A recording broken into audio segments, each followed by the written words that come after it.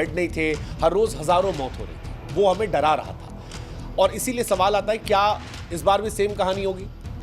अब तक जो एक्सपर्ट्स कहते हैं वो ये कहते हैं कि यार ये वेरिएंट इतना खतरनाक नहीं है जितना डेल्टा वेरिएंट खतरनाक था। भारत में 257 सक्रिय मामले हैं, लेकिन उतनी चिंताजनक स्थिति नहीं है।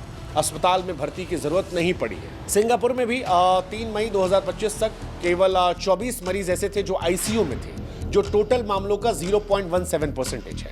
हांगकांग में 31 मौतें हुई हैं, लेकिन इनमें ज्यादातर बुजुर्गों की हुई हैं जो पहले से भी किसी और बीमारी से बीमार थे।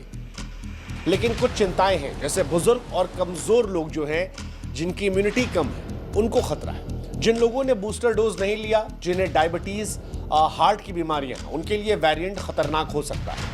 दूसरा, लंबा कोविड। नए वेरिएंट ने लंबे समय तक थकान, सांस लेने में तकलीफ जैसे लक्षण देखे जा रहे हैं, जो चिंता का विषय है। तीसरा, वैक्सीन कितनी इंपैक्टफुल है। ये जो नया वेरिएंट है, ये आपकी वैक्सीन की इम्यूनिटी को बाईपास कर देता है, जिससे हल्के लक्षण की संभावना है।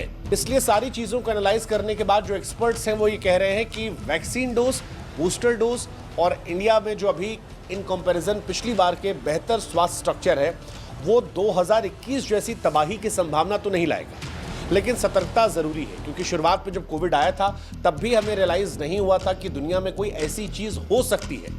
कभी ऐसा हो सकता है कि सड़कें वीरान हो जाएंगी, गलियां सुनसान हो जाएंगी, केवल मौत की चीखें आएंगी, लोग एक दूसरे से मिलना जुलना बंद कर देंगे, सारी कहानी खत्म हो जाएगी। लेकिन ऐसा हुआ और अगर वो एक बार हुआ है तो फिर कभी और भी हो सकता है। इसलिए जो प्रिकॉशंस हैं उनको हमें अपने जीवन का हिस्सा बनाना पड़ेगा।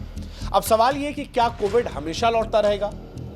इसका जवाब यही है कि कोविड-19 आज के दौर में एक परमानेंट हकीकत बन चुका है। जो एक्सपर्ट्स हैं वो कहते हैं कि यह वायरस फ्लू की तरह रहेगा, समय समय पर नए वेरिएंट साथ लौटेगा। WHO ने 2023 में चेतावनी दी थी कि कोविड कभी भी पूरी तरह खत्म नहीं होगा। हालांकि